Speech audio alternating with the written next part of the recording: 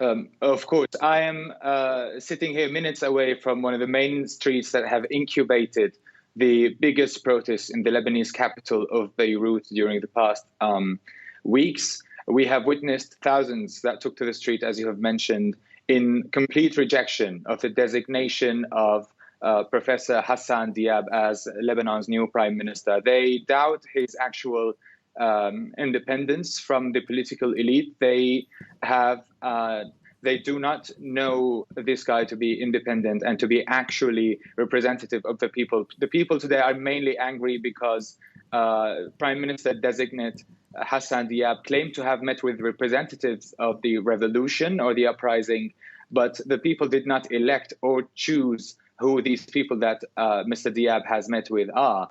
And they insist that this is a leaderless revolution. This is the people's revolution, and the demands of the people, as they insist, are clear and obvious. They want a completely independent government and early parliamentary elections that would lead to new presidency and a new system based on democracy rather than sectarian power sharing.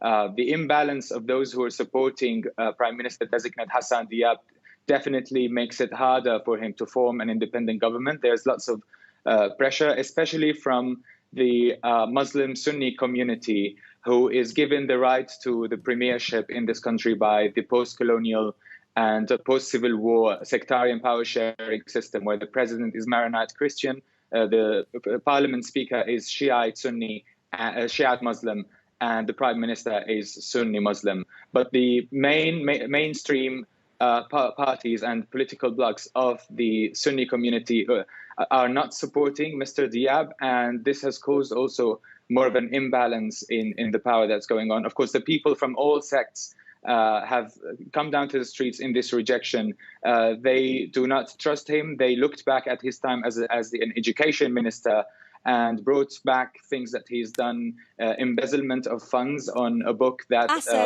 counts his achievement, an over 1,000-page book that counts his achievements as minister, and other things that people reject. Asser, beyond the doubts over Diab's legitimacy, of course, he's also tasked with this impossible task to form a government within 6 weeks and also to steer the country out of its worst economic crisis. And that almost sounds impossible, as I said. If you can keep it more brief.